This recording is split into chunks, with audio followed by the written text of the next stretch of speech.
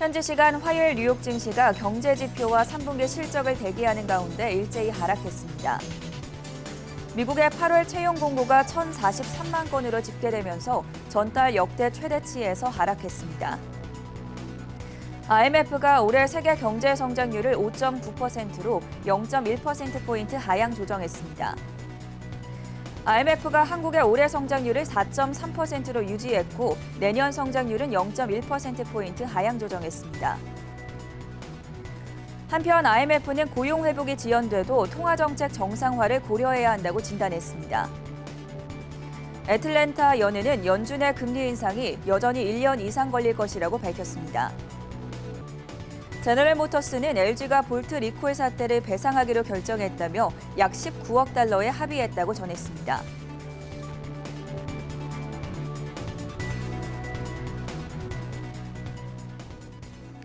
네, 여러분 안녕하십니까? 수요일 굿모닝 한경 글로벌 마켓의 전세원입니다. 현지 시간 화요일 뉴욕 증시 장중 상승과 하락을 넘나들며 변동성을 보인 끝에 일제히 약세로 거래를 마쳤습니다. 다우지수가 3거래 연속해서 빠졌고요. 나스닥 지수가 0.14%, S&P 500 지수가 0.24% 하락하면서 오늘 주요 지수들이 모두 다 내림세로 거래를 마친 상황입니다.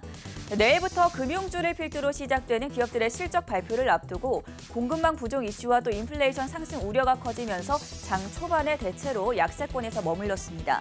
여기에 IMF가 발표한 세계 경제 전망 보고서에서 미국의 올해 성장률 전망치를 내림세로 조정한 점도 역시나 부정적으로 작용했다는 평가입니다. 이에 따라서 다우지수가 변동성을 보인 끝에 3거래 연속해서 약세로 마감됐다는 점 다시 한번 전해드리겠고요. 여기에 더불어 내일 공개되는 9월 FOMC 의사록과 또 소비자 물가지수를 기다리는 가운데 관망세가 짙어지면서 역시나 S&P 500 지수도 0.3% 내외의 보합권 움직임을 연출했습니다. 자, 한편 어제 콜럼버스 데이로 시작했던 미국 채권 시장 오늘은 열렸는데요. 어제 유럽 채권 시장의 상승세가 미국에도 영향을 미칠 것이라고 짚어드렸었는데 장중에 10년물 국채 금리가 최근의 인플레이션 우려를 반영하면서 1.6% 근방에서 거래를 했습니다. 다만 지금 현재는 1.57%까지 약간 안정세를 되찾은 상황입니다. 마지막으로 분위기까지 체크해 보겠습니다. 오늘 구글과 페이스북이 속해 있는 커뮤니케이션 섹터가 가장 부진했습니다. 또 버라이즌과 AT&T 등 통신주도 연일 약세장을 기록하면서 지금 52주 신저가까지 내려와 있는 상황입니다. 한편 테슬라가 종가 기준 $800를 넘어섰는데요. 부진한 시장 속에서도 슬금슬금 올라오면서 테슬라 주가 오늘 장에서도 1.74% 강세를 연출했고요. 그 옆에 있는 제너럴 모터스와 포드도 역시나 강세 흐름 나타냈습니다. 여기에 부동산 섹터가 오늘 상대적으로 강한 모습이었다는 점까지 짚어드리겠고요. 다음으로 자세한 글로벌 마감 시황 강수민 캐스터가 준비하고 있습니다. 네, 미국 증시 마감 특징주 살펴보겠습니다. 아쉽게도 오늘도 미국 3대 지수 모두 하락을 했는데요. 자세한 상승 하락 종목수부터 확인해 보겠습니다. 먼저 다우지수입니다. 30개 종목 중 오늘장 다우지수에서는 보합 종목 2개를 제외하고 7개 종목이 상승, 21개 종목이 하락했습니다. 오늘장 S&P 500에서 상승한 종목은 244개, 하락한 종목은 261개. 그리고 나스닥에서는 2,604개 종목이 상승, 1,838개 종목이 하락했습니다. 다음으로 섹터별로 살펴보겠습니다. 오늘장에서는 11개 섹터 중 부동산주와 임의소비재, 유틸리티주, 원자재, 그리고 필수 소비재를 포함한 5개 섹터가 상승했고 나머지 6개 섹터는 하락했습니다. 커뮤니케이션주와 기술주가 가장 부진한 흐름을 보였습니다. 그럼 바로 이어서 개별 특징주 살펴보겠습니다. 먼저 나이키입니다. 골드만삭스가 나이키에 대한 매수 의견을 내놓자 오늘장 나이키는 2% 상승했습니다. 팬데믹 이후 편한 옷차림을 선호하는 사람들이 늘어나면서 나이키에 대한 선호도 올라갔다는 분석인데요.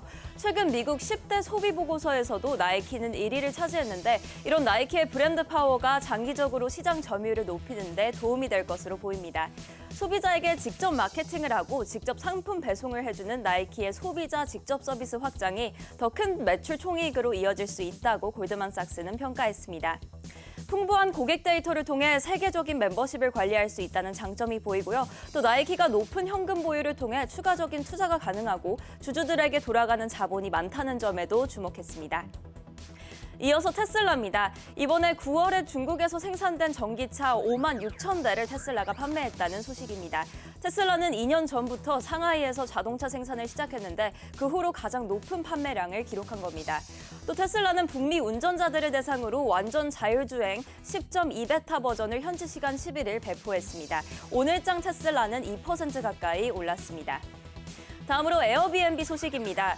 코웨는 에어비앤비의 수익률이 시장 예상치를 상회할 것이라고 예측했습니다. 목표가도 160에서 200달러로 상향했습니다. 현재 시장 컨센서스로는 내년 에어비앤비 성장률을 17%로 보고 있는데 코웨는 이는 저평가된 수치라며 20% 넘는 성장률을 예상했습니다. 전통적인 숙박업계를 넘어서고 있고 또 시장 점유율도 높기 때문입니다. 해당 소식에 오늘장 에어비앤비는 3% 넘게 상승했습니다. 주말 사이 2,000건이 넘는 비행편 취소로 어제 주가가 급락했던 사우스웨스트 항공은 수요일까지 비행 일정이 정상화될 수 있도록 노력하겠다고 전했습니다. 오늘장에서도 1% 가까이 상승하는 모습이었습니다. 이어서 백신주 흐름 살펴보겠습니다. 독일 제약사 큐어백이 자체 개발한 1세대 mRNA 백신 개발을 중단하겠다고 밝혔습니다. 유럽의약품청이 큐어백 백신 승인 패스트트랙을 하지 않겠다고 발표한 것이 영향을 미친 것으로 보입니다. 해당 소식에 오늘장 큐어백은 4.6% 하락했습니다. 카지노 관련 종목인 MGM 리조트에 대한 투자 의견을 중립에서 시장 수익률 상회로 상향 조정했습니다. 목표 주가도 33달러에서 월과 최고치인 68달러로 제시했는데요. MGM 그로스 프로퍼티의 지분 매각으로 재무 구조가 개선된 것을 긍정적으로 평가했습니다. 해당 소식에 오늘장 MGM은 9% 우상향 곡선을 그렸습니다. 이어서 월가 IB들이 투자 의견을 제시한 5개 종목들 짚어보겠습니다. 먼저 미국 최대 증권중개업체로 유명한 찰스 슈왑입니다. 도이치방크가 찰스 슈왑을 다시 한번 최선호주로 선정했습니다.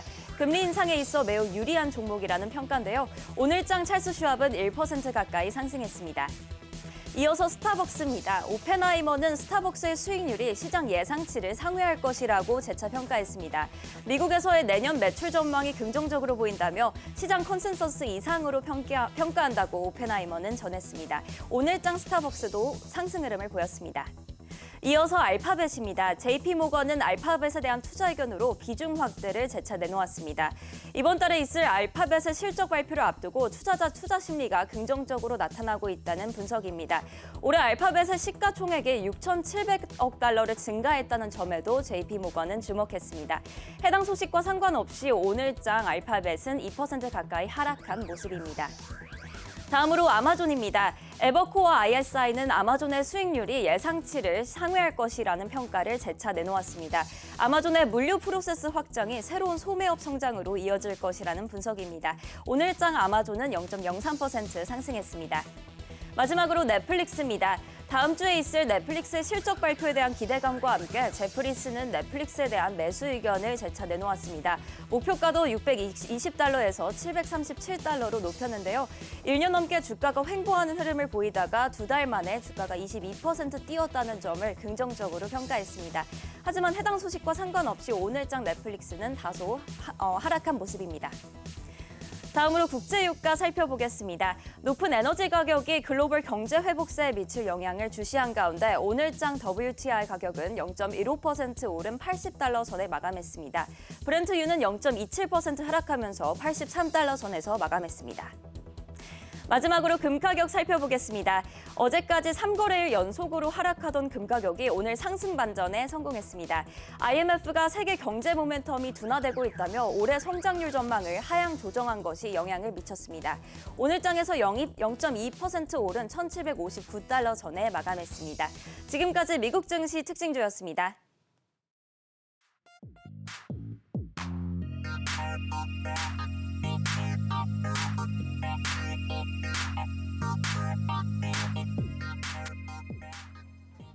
(24시간) 잠들지 않은 해외 투자 뉴스를 전해드리는 굿모닝 한경 글로벌 마켓 시간입니다. 홍성진 그리고 전가은 캐스터 나와 있습니다. 어서 오세요. 자, 오늘 뉴욕 증시 큰 변동성을 보인 끝에 결국에는 3대 지수 일제히 하락하면서 마무리됐습니다. 시장에 영향을 줬던 첫 번째 이슈 바로 체크해 보겠습니다. 경제 지표가 발표가 됐습니다. 미국의 8월 채용 공고가 전달 기록했던 역대 최대치에서 하락했는데요. 미국의 노동부 구인 이직 보고서에 따르면 8월 채용 공고가 지금 1,044만 건으로 집계됐다라는 보도가 나왔습니다. 홍성진 캐스터, 어떤 평가들 나오고 있습니까? 네, 미국 노동자들의 퇴사 바람이 거센 것으로 확인됐습니다. 미국 노동부에 따르면 미국의 8월 구인 규모는 총 1,044만 명으로 집계됐는데요. 이는 월가 전문가들이 예상했던 수치인 1,096만 명보다 낮게 나타났습니다. 앞서 미국의 채용 공고는 지난 3월부터 역대 최대 수준을 기록한 바 있습니다. 다만 이번 달 들어 구인 규모가 소폭 하락하면서 고용시장이 둔화된 게 아니냐는 전문가들의 우려가 커진 상황인데요. 특히 8월 중에 식품 소매업 중심으로 약 430만 명이 퇴사해 사상 최대치를 기록한 것으로 확인됐습니다. 이를 두고 CNBC는 기업들이 현재 구인난을 겪고 있어 지금 직장을 그만두더라도 바로 일자리를 찾을 수 있을 거란 기대감이 시장에 반영됐다고 분석했는데요. 구체적으로 식당과 서비스 산업에서는 89만 명, 소매업 중에서는 72만 명, 또 보건복지 분야에서는 53만 명이 넘게 퇴사한 것으로 알려졌습니다. 이렇게 구인 규모가 역대 최대치에 하락하면서 연준의 테이퍼링 및 금리 일정도 바뀔 수 있다는 전문가들의 의견도 나오고 있습니다. 노동부가 오늘 발표한 구인 보고서는 월간 고용 동향 보고보다는 한 달 늦게 나오지만 연준이 노동시장의 분위기를 파악하는 데 큰 비중을 두는 자료인데요. 다가올 FOMC 회의에서 8월 고용 보고서와 함께 테이퍼링 일정을 결정짓는 중요한 요인이 될 거라는 게 애널들의 평가입니다. 한편 연준의 금리 인상 일정을 두고 도이치방크가 새로운 전망을 내놓은 것으로 확인됐습니다. 도이치방크는 이날 연준이 내년 12월에 금리 인상을 할 가능성이 높아졌다고 분석했는데요. 연준이 올해 초 예상했던 것보다 인플레이션이 높은 수준을 유지하고 있다면서 연준의 기존 금리 인상 계획에도 차질이 생길 거라고 평가했습니다. 이어서 2023년과 2024년에 추가로 3차례씩 금리를 올릴 확률이 높다면서 결국 금리가 1.9% 수준까지 올라갈 것이라고 덧붙였습니다. 반면에 애틀란타 여는 총재는 조금 다른 입장을 내놨는데요. 애틀란타 여는 총재는 이날 연설에서 현재 인플레이션 수준이 연준의 금리 인상 전망을 바꾸지 않을 것이라면서 금리 인상을 시행하는 데 여전히 1년 이상의 시간이 걸릴 것이라고 밝힌 점까지 참고하시기 바랍니다. 애틀랜타 여는 총재가 금리 인상과 또 다른 테이퍼링 관련한 입장을 내놓기도 했는데 연준의 테이퍼링이 경제에는 그다지 부정적인 영향은 미치지 않을 것이다라고 긍정적으로 언급한 점도 참고를 해보시면 좋겠습니다. 두 번째 이슈로 넘어가 보시죠. IMF가 세계 경제 성장률 전망치를 하향 조정했습니다. 이에 따라서 오늘 뉴욕 증시에도 좀 부정적으로 작용하는 모습이었었는데 구체적인 수치를 확인해 볼까요? 네, 국제통화기금 IMF가 10일 홈페이지에 세계 경제 전망 보고서를 공개했습니다. 올해 세계 경제 성장률 전망치는 소폭 하향됐는데요. 성장률 전망이 5.9%로 제시됐는데 이는 지난 7월에 제시된 6.0%보다 0.1%포인트 낮은 수준입니다. 내년 세계 경제 성장률 전망은 4.9%로 그대로 유지됐습니다. 이번 전망치 하향은 공급망 문제가 선진국 경기 회복에 영향을 주고 있고 저소득 국가의 코로나19 팬데믹 상황이 악화했기 때문입니다. 한편 일부 수출 위주 신흥국들의 경제는 견고하다는 진단을 받았습니다. 자세히 살펴보면 미국과 유럽, 일본, 영국 등의 선진국들의 올해 경제 성장률 전망치는 5.2%로 지난 7월보다 0.4%포인트 하향됐습니다. 반면 중국과 인도, 브라질과 같은 신흥국과 개발도상국의 전망은 6.4%로 지난 7월보다 0.1%포인트 정도 상향됐습니다. 한국의 올해 전망치는 그대로 유지됐습니다. 내년도 경제 전망까지 살펴보면 선진국은 4.5%이고 신흥국과 개발도상국은 5.1%로 전망이 되고 있습니다. 미국이 5.2%, 유로존이 4.3%, 중국이 5.6%, 인도가 8.5% 수준입니다. 한국의 내년 성장률은 3.3%로 기존 예측에서 0.1%포인트 하향한 수준이었습니다. 2022년 이후 중기적인 세계 경제 성장률 전망치는 3.3%가량으로 전망됐습니다. 선진국 경기는 중기적으로 팬데믹 이전 전망치를 넘어설 테지만 개도국과 신흥국들은 생산 역량이 다소 위축될 것으로 보이는데요. 고피나트 IMF 경제고문은 주요 우려 요인으로 국가 간의 경제 전망 격차를 짚었습니다. 백신 제조사와 고소득 국가가 개발도상국 백신 생산을 적극적으로 지원해 올해 말까지 모든 국가의 최소 40%, 내년 중반까지는 70%가 백신을 맞도록 해야 한다고 설명을 했습니다. 또 보고서는 내년 중반쯤 물가 상승률이 팬데믹 이전 수준으로 돌아갈 것으로 전망하고 있습니다. 하지만 여전히 여러 불확실성이 크다는 분석도 나왔습니다. 공급과 수요 불균형이 오래 지속될 경우 인플레이션 위험이 더 커질 것이라며 각국의 중앙은행들의 철저한 준비를 당부했습니다. 마지막으로 유가 전망도 살펴보겠습니다. 올해 유가는 지난해보다 59.1%가량 급등할 전망인데요. 연료 부문을 제외한 원자재 상품 가격은 26.7% 오를 것으로 예상되고 있습니다. IMF가 발표한 세계 경제 전망 보고서 내용에 대해서 자세하게 전해드렸고요. 세 번째 뉴스 체크해 보겠습니다. 앞서 오프닝에서도 전해드렸지만 미국의 자동차 회사 제너럴 모터스가 쉐보레 볼트 전기차 화재 리콜과 관련해서 LG전자로부터 최대 19억 달러를 배상받기로 합의했다는 보도가 나왔습니다. 홍성진 캐스터, 원만하게 합의가 됐다고 볼 수 있을까요? 네, GM과 LG가 볼트 리콜 사태 배상을 두고 약 19억 달러에 합의하기로 밝혔습니다. 현지 시간 12일 월스트리트저널은 GM과 LG사의 리콜 합의가 원만하게 끝났다고 보도했는데요. 다만 LG가 당초 제시한 배상 금액이 GM이 언급한 수준과는 큰 차이가 난다면서 향후 양사가 배상 금액을 맞추기 위해 추가 협상을 벌일 것이라고 분석했습니다. 앞서 GM은 지난 8월 볼트 EV 차량에서 화재 사고가 발생하자 볼트 EV에 대한 대규모 리콜을 진행한 바 있습니다. 당시 문제가 됐던 건 LG가 GM에 공급하던 차량용 배터리였던 것으로 확인됐는데요. 이를 두고 LG 에너지솔루션은 LG전자와 GM과 같이 3사가 공동 조사를 시행한 결과 드물지만 배터리 시스템에서 오류가 발생할 경우 화재가 날 수 있다고 진단했습니다. 이렇게 양사 간의 리콜 합의가 원만히 종결됨에 따라 그동안 문제가 됐던 차량의 초기 생산분 모듈팩은 전수 교체될 예정입니다. 또 최근 생산분은 진단 소프트웨어를 통해 선별 교체될 예정인데요. 이와 관련해 GM 측은 이번 리콜 사태로 인해 발생한 비용이 약 20억 달러에 달한다면서 이 중 19억 달러를 LG 측으로부터 회수할 예정이라고 밝힌 상황입니다. 다만 이를 두고 LG는 조금 다른 입장을 나타냈습니다. GM 측의 보도가 나오기 전에 LG그룹은 LG에너지솔루션이 약 4억 5천만 달러, LG전자 역시 4억 5천만 달러를 배상할 계획이라고 전했는데요. 이는 도합 9억 달러 규모의 큰 배상금이지만 GM 측이 제시한 금액에는 절반도 못 미치는 것으로 확인됐습니다.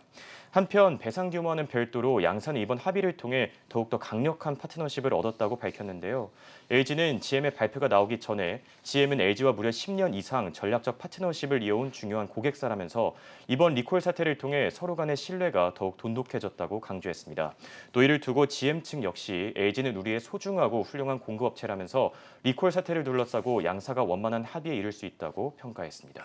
지금 제너럴 모터스와 LG가 제시한 배상금 금액이 좀 다른 모습을 보이고 있는데 오늘 우리 증시에는 또 어떤 영향을 미칠지 지켜보시면 좋겠습니다. 네 번째 이슈 살펴볼 텐데요. 전가은 캐스터와 이야기 나눠보도록 하겠습니다. 이번 주 본격적으로 이제 내일부터 은행주들의 실적이 시작이 됩니다. 원래 보통 이제 은행주를 시작으로 미국들의 기업 실적 발표가 이루어지는데 예상을 하기는 어렵겠지만 그래도 월가 IB들이 속속 전망을 내놓고 있습니다. 어떤 분석들 살펴보면 좋을까요? 네, 이번 주에 은행주들을 포함해 몇몇 기업들의 본격적인 3분기 실적 발표가 시작됩니다. 어떤 지점들 주의 깊게 살펴보면 좋을지 정리해봤습니다. 먼저 수요일에 실적을 발표하는 기업에는 JP모건과 델타항공이 있습니다. JP모건은 보통 은행주 가운데 가장 먼저 실적을 내놓기 때문에 대략적인 시장 분위기를 형성하는 역할을 합니다. CNBC는 JP모건이 회사 거래 수익이 10% 감소할 것이라고 발표한 이후 월가 예상이 많이 낮아진 편이지만 회사가 보통은 예상에 상회하는 결과를 내놓기 때문에 놀라지 말라고 전했습니다. JP모건은 실적 호조에도 지난 4분기 동안 실적 발표 날 주가가 낮게 책정된 바 있습니다. 다음으로 델타항공입니다. 지난 분기에 델타항공은 연방정부의 지원과 수익구조 개선에 힘입어 코로나 발생 이후 처음으로 흑자 전환에 성공했습니다. 월가에서는 이번 분기부터 주당 순이익이 긍정적일 것이라고 내다보고 있습니다. CNBC는 올해 남은 기간 동안 예약과 여행 수요가 관건일 거라고 언급했습니다. 또 목요일에는 뱅크 오브 아메리카를 포함한 은행주 4개와 그리고 약국체인 월그린스 부츠가 실적을 내놓습니다. 뱅크 오브 아메리카가 지난 분기 발표한 순이익은 긍정적이었지만 금리 압박 속에서 수익 자체는 예상에 소폭 못 미치는 정도였습니다. CNBC의 기자 휴소는 다른 은행보다 뱅크 오브 아메리카가 금리가 중요하게 작용한다고 언급했습니다. 시장이 실적 발표 때 다양한 금리 시나리오에서 회사가 어떤 순이익 전망을 내놓을지 집중할 것이며 향후 소비자와 기업의 대출 의향이 있는지도 관건일 것이라고 짚었습니다. 웰스파고에 대해서 시장은 유령 계좌 스캔들 처리 진행 상황에 주목하겠습니다. 또 시티그룹은 동종업계에서 주식 상승폭이 가장 작은 편인데요. 이번에 대출 부분에서 회복세가 나타나기 시작했는지가 관건이 되겠습니다. 또 약국체인 월그린스 부츠는 이번 분기 실적보다는 회사 비전이 시장의 주목을 받게 되겠습니다. 전 스타벅스 COO를 섭외하면서 임원진을 새롭게 편성하고 또 기업들 인수에 관심을 보이고 있기 때문입니다. 월그린스 부츠는 보통 실적 발표 기간에 변동폭이 크면서 주가가 하락하는 성향이 강합니다.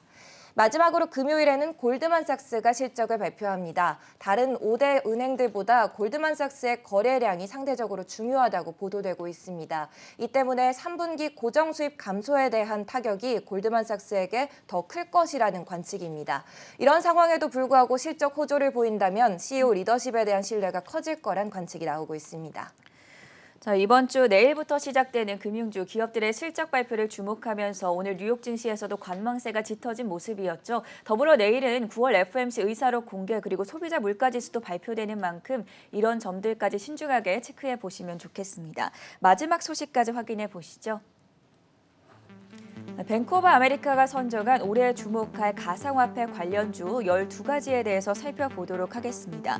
어제 비트코인 가격이 57,000달러를 돌파하면서 지난 5월 이후에 최고치 기록했다라고 말씀을 드렸었는데 오늘 그 관련주들을 정리했습니다. 어떤 기업들 나왔습니까? 네, 최근 가상화폐 시장이 랠리를 이어감에 따라 뱅크 오브 아메리카가 올해 주목할 만한 가상화폐 관련주를 공개했습니다. 앞서 뱅크 오브 아메리카는 최근 보고서에서 가상화폐 시장은 무시하기에는 이미 너무 커져버렸다면서 비트코인 등 일부 가상화폐에 커다란 기회가 있다고 밝힌 바 있는데요. 오늘은 금융과 미디어 등 가상화폐와 연결된 기업들을 공개하면서 이 종목들이 향후 12개월 동안 최소 10% 이상 오를 것이라고 진단했습니다. BOA가 가장 먼저 주목한 건 페이팔입니다. PayPal is a must-own stock. 페이팔은 꼭 보유해야 되는 주식이다라는 표현까지 사용하면서 페이팔에 대한 긍정적인 전망을 내놨는데요. 뱅크 오브 아메리카는 페이팔이 최근 디지털 지갑 및 앱을 새로운 형태의 슈퍼앱으로 바꾸고 있다면서 새로운 시대에 걸맞는 금융 시스템을 구성하고 있다고 평가했습니다. 이어서 JP모건 체이스 역시 리스트에 올랐는데요. JP모건 체이스가 지난 2019년 미국 주요 은행들 가운데 처음으로 가상화폐를 출시했다면서 최근에도 펀드 매니저를 위한 가상화폐 서비스를 발표하는 등 적극적인 행보를 이어가고 있다고 진단했습니다.